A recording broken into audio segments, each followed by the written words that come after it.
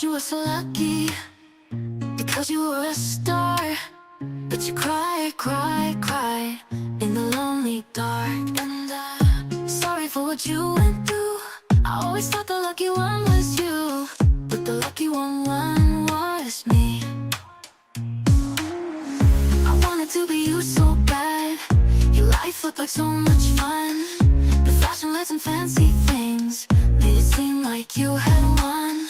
But little did I know, you were crying all the time. You were hurting inside when everyone thought you were fine. I thought you were so lucky because you were a star, but you cried, cried, cried in the lonely dark. And I'm sorry for what you went through. I always thought the lucky one was you, but the lucky one was me. I know you made some mistakes, but we're all only human. You were judged for everything. They put the blame on you when you were pushed over the edge. It ain't right what they allege. I thought you were so lucky, but the lucky one was me.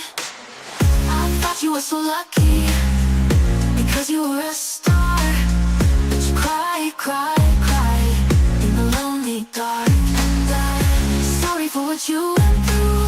I always thought the lucky one was you, but the lucky one was me. Hablándole a esos mismos líderes en la iglesia Efesia, y les dijo esto. Él dijo, porque yo sé que después de mi partida lobos rapaces entrarán en medio de vosotros y no perdonarán al rebaño, y de vosotros mismos se levantarán hombres que enseñarán cosas perversas. Él dice, lo sé tan bien como conozco mi nombre. Yo lo sé tan bien como sé que el sol sale mañana. Ustedes lo van a recibir tan pronto como yo me vaya, desde afuera y desde adentro, lobos desde afuera, falsos maestros desde adentro. Por tanto, versículo 31 de Hechos 20, no he dejado de amonestaros día y noche durante 3 años con lágrimas, dice él. Parte del ministerio es un ministerio de advertencia. Cuando Dios nos ha bendecido como lo ha hecho, cuando Dios ha multiplicado su audiencia como Él lo ha hecho, y Dios nos está usando para abrir una brecha en medio de este mundo malo, entonces, créame, Satanás va a venir detrás de nosotros.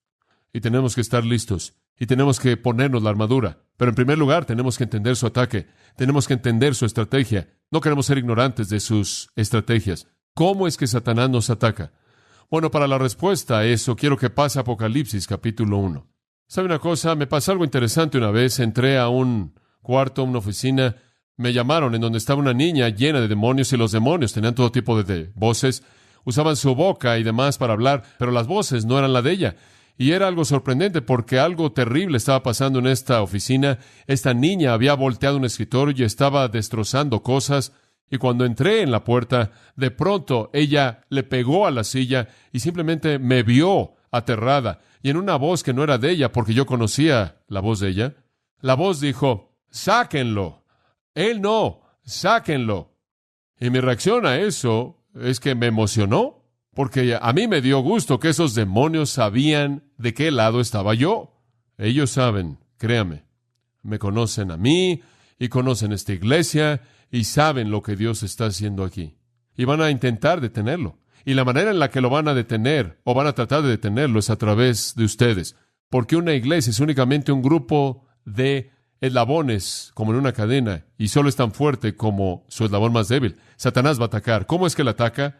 Yo creo que el Señor nos muestra en las cartas de Apocalipsis 2 y 3. Yo creo que en las cartas a las iglesias, las 7 iglesias de Asia Menor, la primera de la cual es Éfeso, y después las otras que literalmente nacieron de la iglesia Efesia, las otras 6 también estaban en Asia Menor. Yo creo que el Señor nos ayuda a entender cómo es que Satanás ataca a la iglesia, y por lo menos una vez al año me veo motivado a advertir a nuestra iglesia en esta área. Ahora establezcamos el contexto al ver Apocalipsis capítulo 1, versículo 9. Juan, el amado apóstol, está en la isla de Patmos. Él está exiliado por su fe, y aquí es en donde Dios le da visiones maravillosas, y en estas visiones es que él ve lo que Dios quiere revelar acerca de la iglesia. Ahora notarán en el versículo 10 que Juan dice, estaba en el Espíritu, y con ello creo que él quiere decir que él está en una posición de recibir revelación del Espíritu en el día del Señor. Esto sería en un domingo. que oí detrás de mí una gran voz como de trompeta diciendo: yo soy el Alfa y el Omega, el primero y el postrero. Escribe lo que ves en un libro y envíalo a las 7 iglesias que están en Asia Menor, a Éfeso, a Esmirna, a Pérgamo, a Teatira, a Sardis, a Filadelfia y a Laodicea. Ahora, el Señor tiene una palabra para estas 7 iglesias. Lo más interesante es que estas son iglesias reales históricas, pero también son prototipos de iglesias que existen en todo periodo de la historia de la iglesia, porque cada una tiene una característica excepcional, distintiva, a la cual el Señor habla. Y hay iglesias en toda época, incluyendo la actualidad, que podrían ser clasificadas como iglesias efesias, o iglesias de Esmirna, o iglesias de Pérgamo, o Teatiro, Sardis, o Filadelfia, o iglesias de la Odisea. Y entonces no solo son iglesias históricas, aunque lo son, sino que nos presentan un prototipo para otros periodos de la historia. Ahora observen la escena en el versículo 12.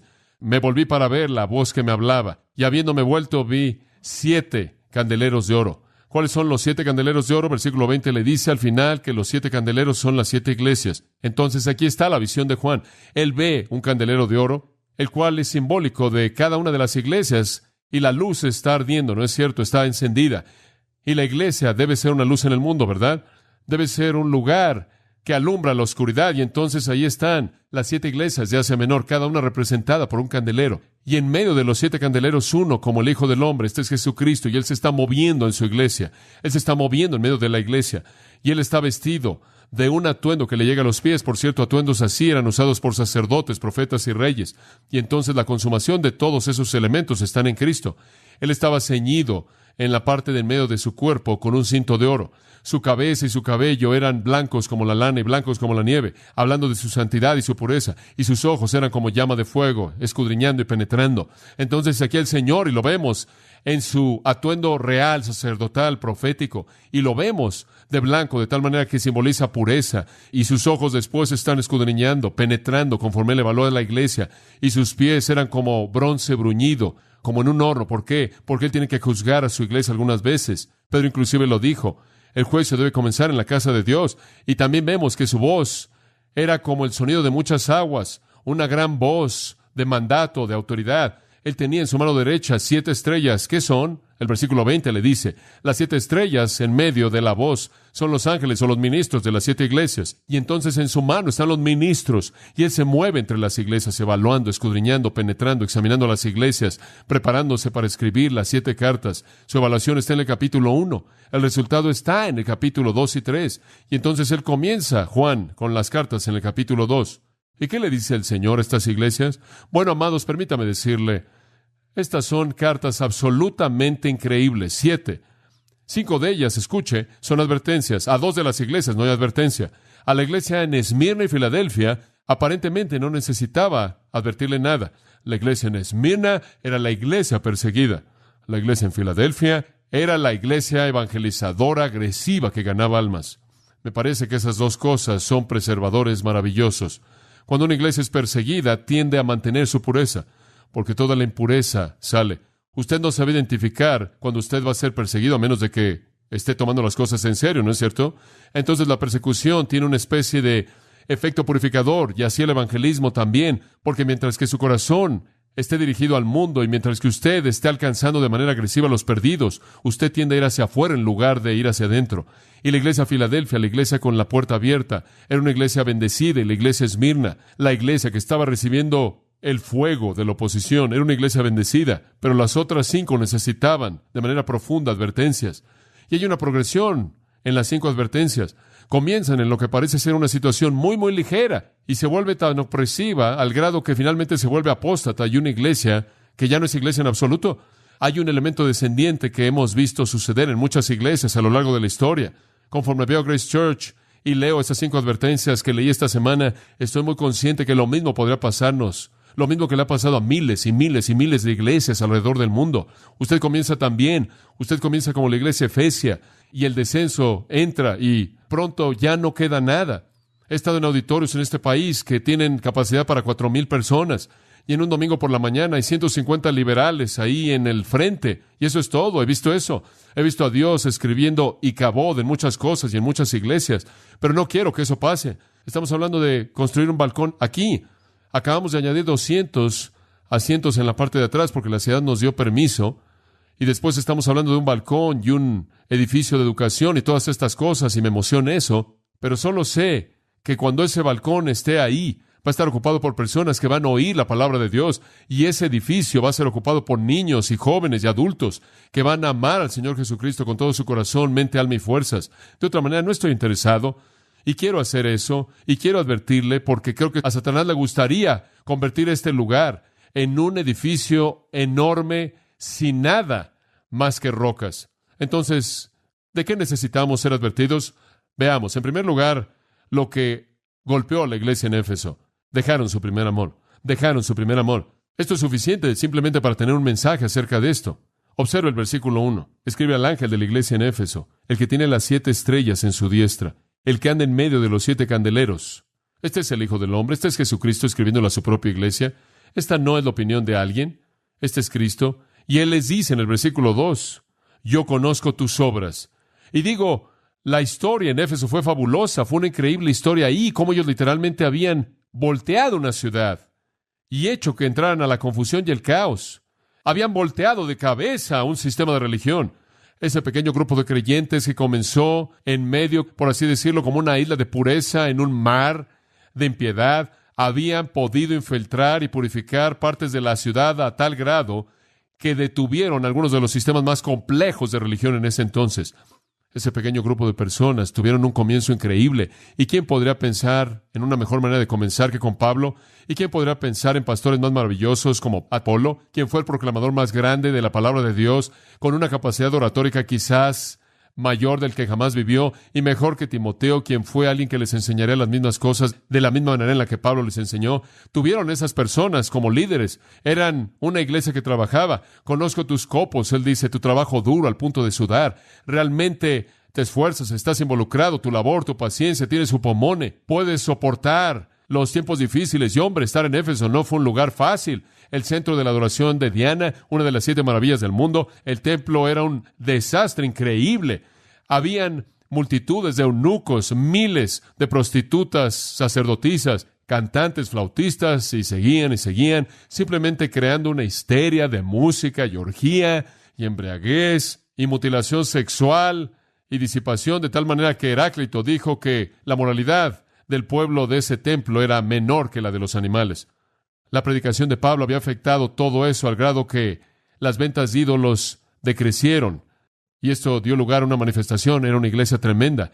Tuvieron una perseverancia en medio de un lugar difícil, realmente duro. Y él dice, no solo eso, pero que no puedes tolerar a los que son malos. Tú enfrentas el pecado, tú no toleras el pecado por un momento. Cuando alguien viene y están cometiendo maldad, tú enfrentas eso. Ustedes son intolerantes de pecadores. Observen el versículo 6. Pero tienes esto, que aborreces las obras de los nicolaitas, las cuales yo también aborrezco. Y los nicolaitas aparentemente resultaron a partir de un individuo llamado Nicolás, quien era un hombre que promovía la inmoralidad sexual. Alguien dijo de Nicolás, él se entregó a sí mismo al placer como una cabra. Sea fuera lo que fuera, y realmente no estamos seguros, parece haber venido de eso. Sabemos que tiene que ver con un tipo de conducta de lujuria inmoral, malo, de fornicación, y él dice, ustedes odian eso, ustedes tienen obras, están trabajando, son pacientes, no toleran el pecado. Y el versículo 2 dice, inclusive prueban a aquellos que dicen que son apóstoles y no lo son. En otras palabras, enfrentan a los falsos maestros, tienen un estándar bíblico, tienen una declaración de fe, tienen una teología y evalúan a los hombres con ella. Son sólidos doctrinalmente, están enfrentando el pecado, están trabajando duro. Hombre, se oye como una gran iglesia. Dice en el versículo 3, repitiendo, han soportado cosas en el pasado y han salido bien, y tienen paciencia, y han perseverado por causa de mi nombre, y han trabajado. Escuche, ese es el mayor motivo por lo que cualquier cristiano hace.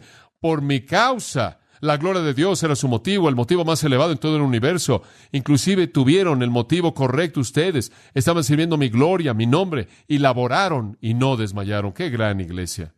Doctrinalmente sólida, ocupados, desenmascarando a los falsos maestros, disciplinando a los que estaban pecando. Realmente eran una iglesia completa, pero tuvieron una falla fatal. Y usted regresa al versículo 14 del capítulo 1, y usted ve que los ojos de Cristo son como llama de fuego, escudriñan y penetran, y los ojos penetrantes escudriñadores de Jesucristo encontraron una falla fatal en el versículo 4. Pero tengo contra ti que has dejado tu primer amor. Esta es la iglesia en donde el amor murió. Ortodoxia, actividad, sin amor. Cuando lo leyeron, debió haberles sacudido como un relámpago, porque nadie cree que ama a Dios tanto como los ortodoxos, los fundamentales, los evangélicos. Sin embargo, su definición del amor no era la de Dios.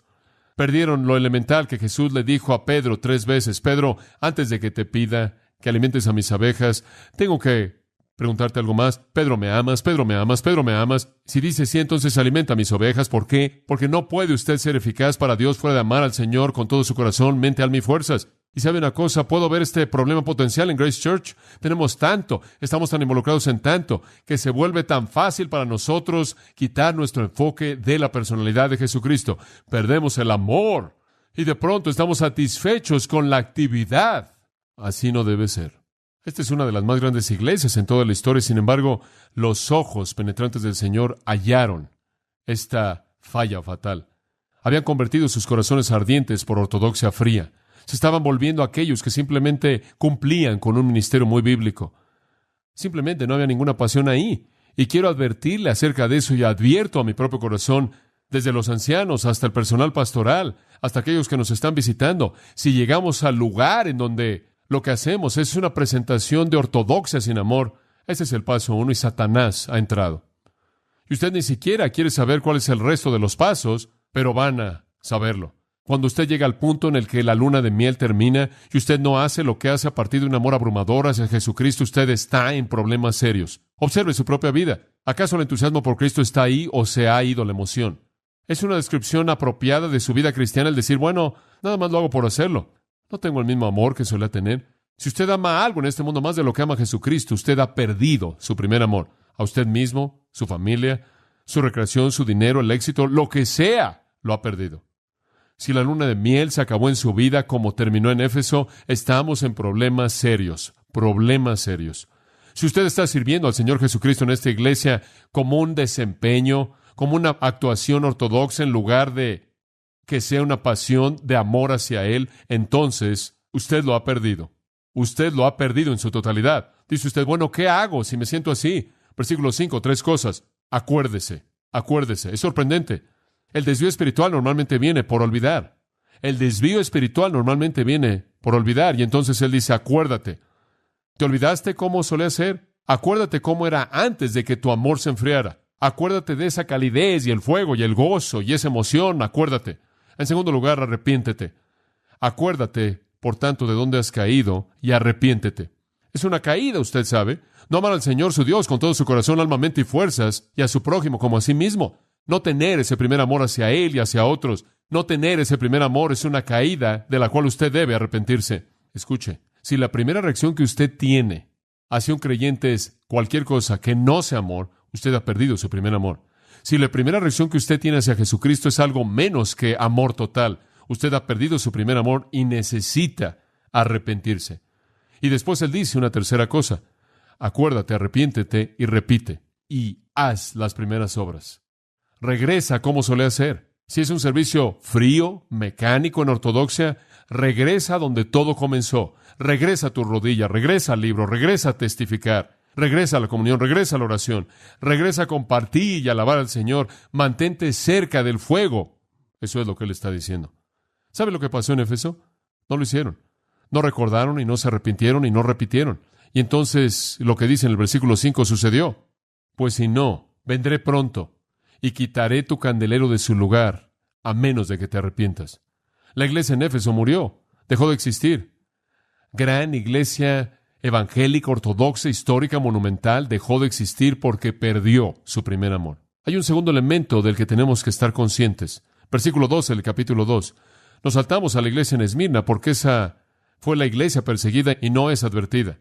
Y escribe al ángel de la iglesia en Pérgamo, el que tiene la espada aguda de 2 filos, dice esto. Ese es el Señor. Y la espada es una espada de juicio que está saliendo de su boca, como en Apocalipsis 19, Hebreos capítulo 4. Y dice, yo conozco tus obras. Versículo 13. I don't care what it takes, nothing will come in my way. The universe can throw all it wants at me, stuck to my path I'll stay. Broken away from you, I don't care. I will stare into the sun, slingshot me around where I can find you. record breaker. Space itself is no limit for me. I'll be your survivor. Just hold on, please wait for me.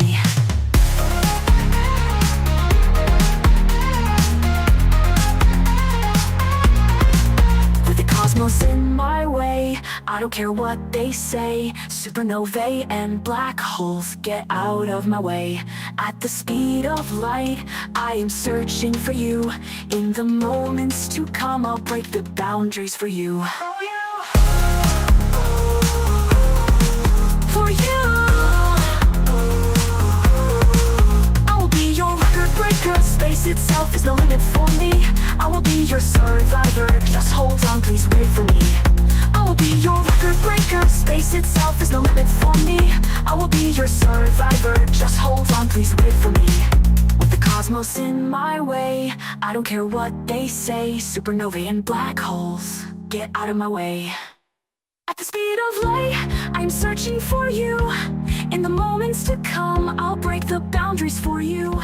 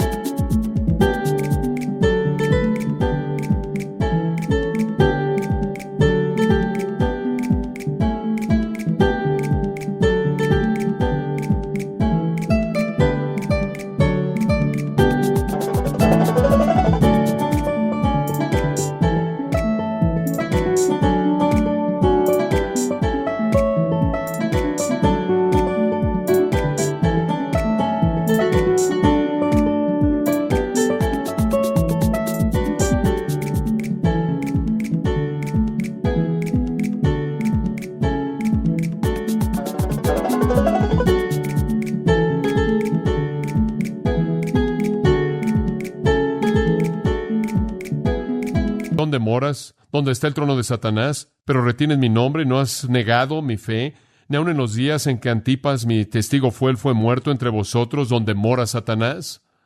Deténgase ahí. Él dice, Pérgamo, yo conozco todo acerca de ustedes. Mis ojos que todo lo escudriñan y lo buscan, revelan todas estas cosas. Yo conozco sus obras, yo sé que están involucrados, yo sé que están activos, yo sé que algo está pasando, y yo sé que ustedes están donde está el trono de Satanás. Ustedes están en un lugar difícil, y hombre, Pérgamo era una ciudad difícil.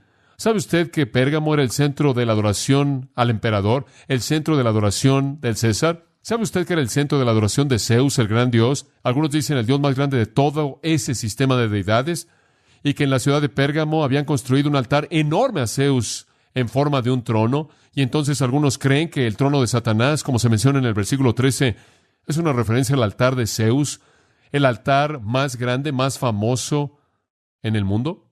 Por otro lado, Pérgamo tenía su propio dios llamado Asclepio. Era el dios de Pérgamo quien estaba asociado con la curación, el dios de la curación. Siempre se ha asociado con las serpientes, y en Pérgamo tenían un templo y una escuela de medicina.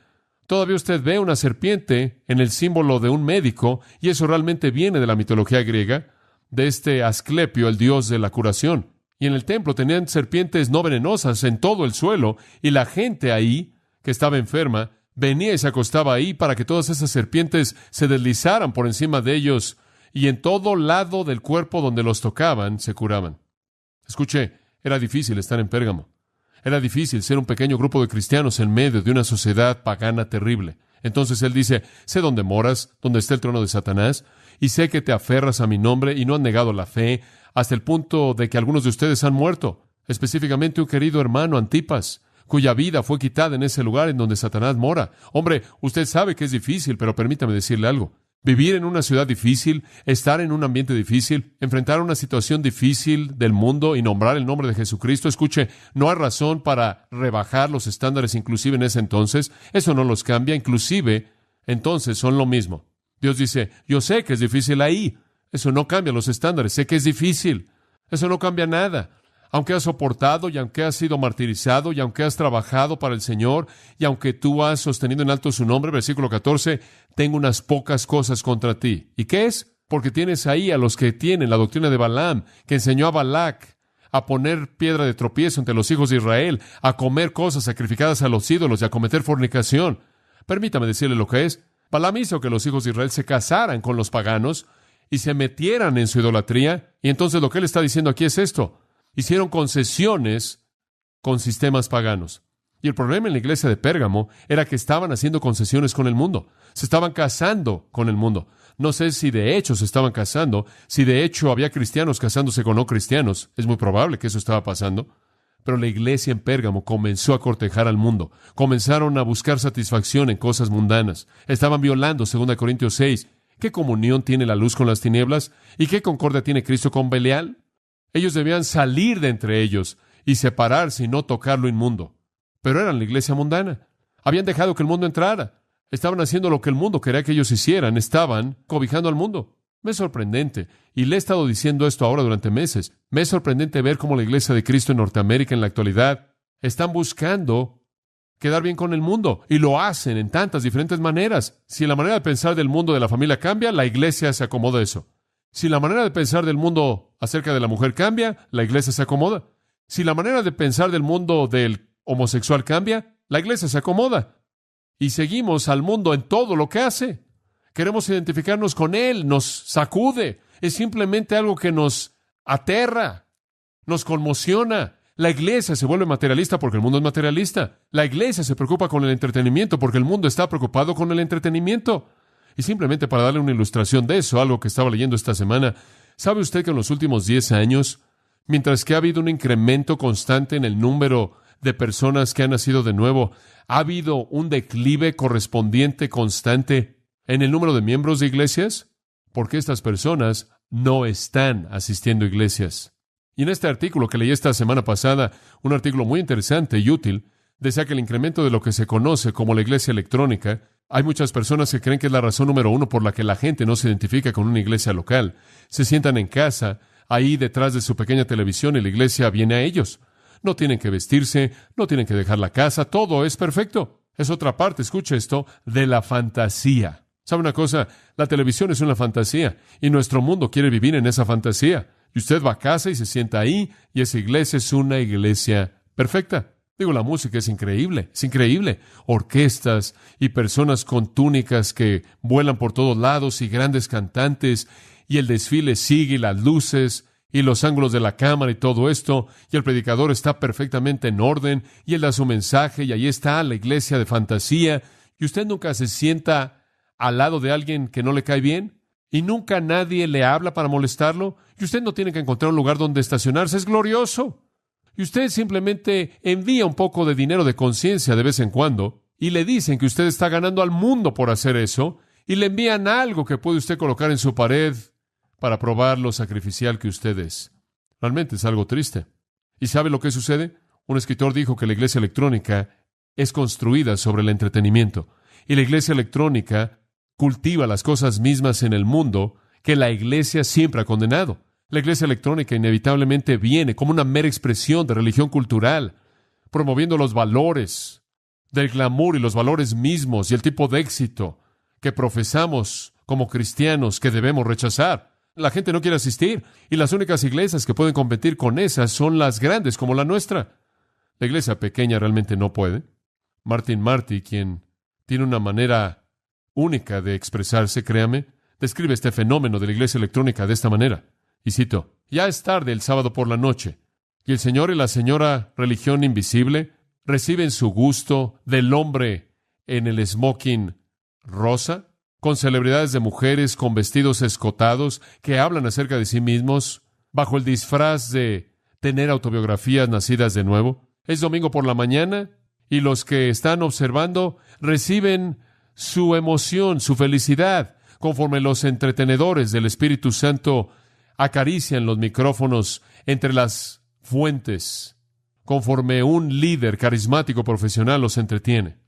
Van a apagarle esa pantalla misma y después van a caminar a una cuadra de distancia a una congregación de creyentes verdaderos, pecadores, con coros que no cantan bien, con personas sudadas, que huelen mal, personas que no les caen bien, pero que supuestamente deben amarlos, con pastores ordinarios que predican gracia junto con llamados al discipulado, con ruegos a la administración, a la mayordomía, que no están bien aceitadas. Nunca. Bueno, difícilmente nunca. Debido a que la iglesia electrónica, usted me recuerda, por lo menos predica a Cristo y de esta manera puede hacer algún bien, que así sea, que sus miembros paguen por ella, pero que la iglesia se ponga al día con lo que está pasando y siga su camino sin distracción por las ofertas de gracia barata y el lenguaje de la cruz sin el llevar la cruz. Fin de la cita. Son cosas bastante directas. Vivamos en el mundo real, por favor. Este es el mundo real, en una iglesia real. La iglesia es tan autocomplaciente y está tan cómoda en sus concesiones con el mundo que cae presa de la fantasía. Y después en el versículo 15 dice, y tienes ahí a los que tienen la doctrina de los nicolaitas. ¿Qué pasó en Pérgamo? Pérgamo decidió que podía bailar un vals con el mundo. Pérgamo decidió que podía cortejar al mundo. Podían atraer al mundo un poco y hacer un poco de lo del mundo, a la manera del mundo, y permitir que algo de inmoralidad en el versículo 15 entrara, y estarían bien. Un anciano me dijo que 2 ancianos y sus esposas intercambiaron esposas en la iglesia, y que eso estaba en el pasado. Pensaron que no debían hacer nada por eso. Podría molestar a la congregación. La iglesia tolera el pecado y en cierta manera hace concesiones un poco. Oh, el mensaje es todavía el mismo, y predicamos a Cristo. Sin embargo, las concesiones comienzan a comerse a la iglesia como termitas en el cimiento, y entonces él dice en el versículo 16, arrepiéntete, no sea que yo venga a ti rápidamente y pelee contra ellos con la espada de mi boca. Escuche, ¿sabe cómo es que Satanás ataca una iglesia? En primer lugar, es muy sutil. Perdemos nuestro primer amor, y después de pronto comenzamos a hacer concesiones con el mundo, porque lo más fácil que lo va a llevar usted a las concesiones es una falta de amor hacia Dios. Si usted realmente ama a Dios y usted ama al Señor Jesucristo con todo su corazón, mente, alma y fuerzas, usted va a desear sobre cualquier otra cosa mantener su honra absoluta, ¿verdad? Y para hacer eso usted no puede hacer concesiones con el sistema. Pero tan pronto como usted comienza a enfriar su amor, entonces se vuelve más fácil caer en la trampa del sistema. Por cierto, si usted va a amar algo, y si no es Dios, va a terminar amando lo que está a su alrededor. Hay una tercera iglesia que quiero mencionarle, la iglesia en Teatira, versículo 18. Escribe al ángel de la iglesia en Teatira, y al ángel de la iglesia en Teatira escribe, estas cosas dice el Hijo de Dios, el que tiene los ojos como llama de fuego, y sus pies son como bronce bruñido. Él está escudriñando, penetrando y llegando en juicio, y esto se oye también. Yo conozco tus obras y tu amor y servicio y fe y tu paciencia y tus obras, y que los postreros son más que los primeros. Estás inclusive volviéndote mejor en esto. Ahora, aquí hay una iglesia que realmente está trabajando. Hombres están activos y realmente están esforzándose. Si la iglesia en Pérgamo se casó con el mundo, la iglesia en Teatira está celebrando sus aniversarios. Esta es la iglesia que tolera el pecado. Éfeso perdió su primer amor. Pérgamo hizo concesiones con el mundo. Teatira toleró el pecado. La puerta se abrió y el pecado está ahí. Versículo 20. A pesar de todas tus obras, todo tu amor y todo tu servicio, toda tu fe y paciencia y todo esto, a pesar de que todo inclusive está incrementándose, tengo unas cosas. Por cierto, eso no está en los manuscritos griegos. Esto tengo contra ti, porque tú permites que la mujer Jezabel, que se llama a sí misma profetisa, enseña y seduzca a mis siervos a cometer fornicación y a comer cosas sacrificadas a los ídolos. ¿Sabe lo que hizo esa iglesia? Tenían todas esas cosas buenas, amor y servicio y fe, pero dejaron que la iglesia se volviera una víctima de un falso maestro. Simplemente permitieron que el pecado entrara e hiciera lo que quisiera. Habían personas cometiendo fornicación. Sí, como la iglesia corintia, ¿no es cierto? Y por cierto, también dejaron de existir. Pero aquí llegó esta mujer y ella estaba seduciendo, involucrándolos en la adoración de ídolos del día. Y le he dicho esto antes, pero la idolatría de esas épocas de la historia involucraba actividad sexual. Y entonces estaban estas personas simplemente disfrutando, involucrándose en la inmundicia y la suciedad del mundo. ¿Y sabe una cosa? Hay más de eso que sucede en Grace Church de lo que jamás ha pasado en el pasado. Pero no vamos a tolerarlo más de lo que lo toleramos en el pasado.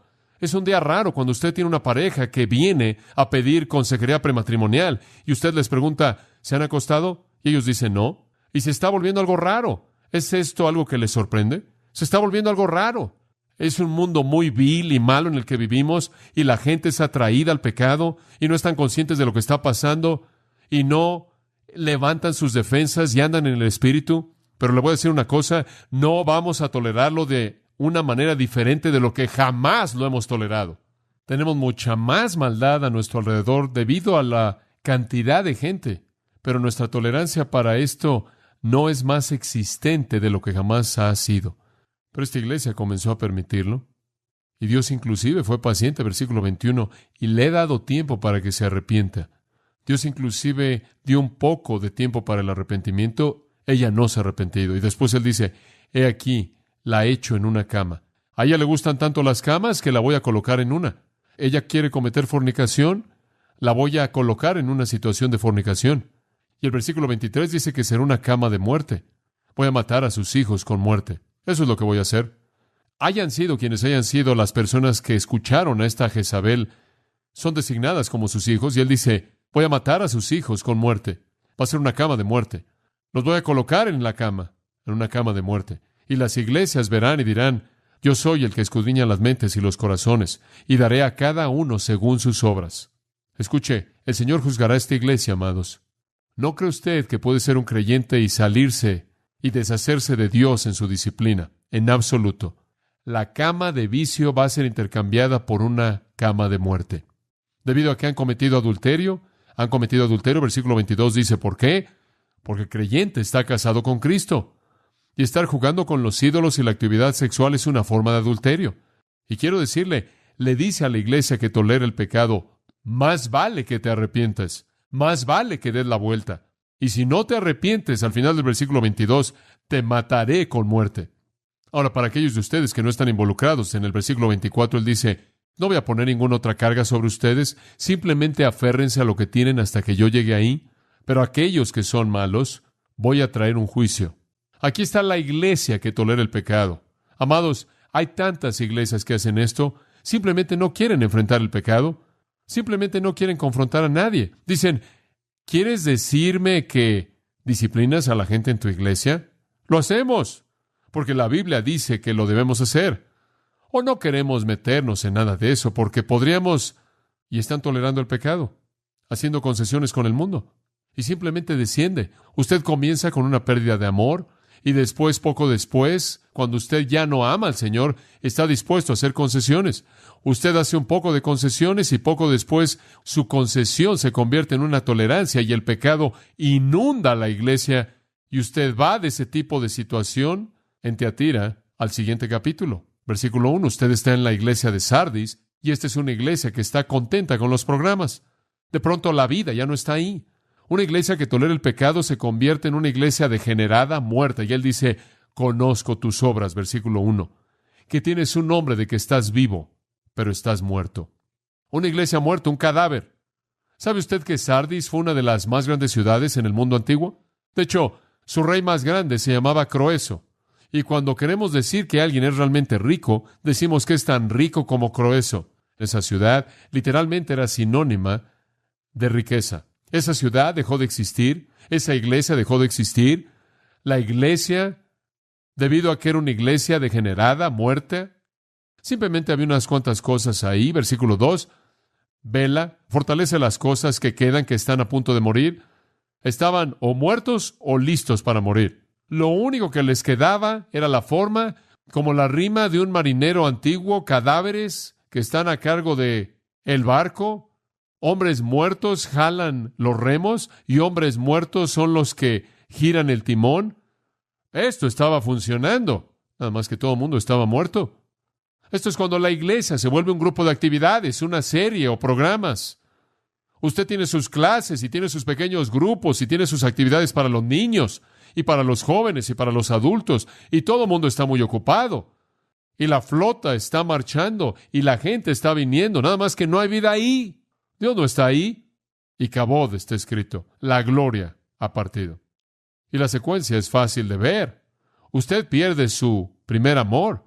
Una pérdida de ese primer amor consumidor, apasionado, y usted comienza a hacer concesiones con el mundo. Usted hace concesiones con el mundo y el pecado entra. Y usted comienza a ceder al pecado y a tolerarlo. Y cuando el pecado se apodera de manera total de la iglesia, entonces la vida espiritual es sofocada. Y lo que usted tiene es una iglesia muerta. Como Sansón, usted está moviéndose, nada más que no tiene nada de fortaleza. Usted es una víctima. Y entonces él dice en el versículo 3, acuérdate, por tanto, de lo que has recibido y oído, y aférrate y arrepiéntete. Si por lo tanto tú no velas, vendré sobre ti como ladrón en la noche, y no sabrás a qué hora vendré sobre ti. Oh, él dice, hay unos cuantos nombres en Sardis que no han contaminado sus atuendos, y van a caminar conmigo en blanco porque son dignos. Todavía había unos pocos. Esta iglesia apenas estaba sobreviviendo. Unas cuantas cosas que están muriendo y unas cuantas cosas que quedan. Comenzó en Éfeso, una iglesia tremenda. Comenzó a perder su primer amor. Y ahora hemos descendido. Unos cuantos quedan, y así es la espiral descendiente. Unos cuantos quedan, cuyas vestimentas son blancas, unos cuantos. ¿Sabe cuál es el siguiente paso? El siguiente paso en el descenso de la iglesia viene conforme Satanás ataca en su golpe final en el versículo 14 del capítulo 3, la iglesia de la Odisea. Nuestro Señor advierte a la iglesia que deja su primer amor, la iglesia que hace concesiones con el mundo, la iglesia que tolera el pecado, la iglesia que está satisfecha con sus formas y sus rituales y su organización y sus programas. Y finalmente, Él advierte a la iglesia que es la iglesia apóstata, la iglesia que ya no es iglesia en absoluto, la Odisea. Al ángel de la iglesia que está en la Odisea escribe, esto dice el amén, el fiel, el testigo verdadero, el principio de la creación de Dios. Yo conozco tus obras, que tú no eres ni frío ni caliente. Preferiría que fueras frío o caliente. Y lo que nuestro Señor quiere decir aquí es, frío quiere decir indiferente al Evangelio, no salvo y no interesado, simplemente ni siquiera preocupado. No hipócrita, no hay pretensión en absoluto, alguien no salvo, no se mueve, alguien que no está interesado. Preferiría que fueras así o que fueras caliente, un creyente salvo, redimido, pero no eres ni frío ni caliente, eres tibio y eso es lo peor de todo. Eso es jugar al cristianismo. Esa es la hipocresía que le causa náuseas a Cristo y Él dice, porque eres tibio y ni eres frío ni caliente, te vomitaré de mi boca. Al frío, Él le predica a través de sus mensajeros. Al caliente, Él lo abraza en su seno. Al tibio, Él lo vomita de su boca. Son hipócritas y esta es la iglesia hipócrita, la iglesia farsante, la iglesia que no es iglesia. Y este es el liberalismo en la actualidad. Esto es lo que tenemos en el mundo en la actualidad. Bajo la apariencia de cristianismo que niegan la Biblia, niega la deidad de Jesucristo, niega todas las grandes verdades de la fe cristiana y sin embargo dicen que son iglesias cristianas. Esta es la iglesia de los humanistas y cuando usted les pregunta, cuéntame de tu iglesia, dicen lo que no es. Bueno, estamos viendo la palabra de Dios prevalecer. Estamos viendo a personas redimidas, estamos viendo a Dios tocando vidas. No, dicen, yo soy rico y tengo mucho. Y no tengo necesidad de nada. Obsérvanos. Somos exitosos. Tenemos una gran organización y tenemos mucho dinero. Son las iglesias enormes alrededor del mundo, grandes denominaciones, sistemas religiosos masivos que se encuentran en esta categoría. Tienen todo el dinero y toda la apariencia, pero son apóstatas.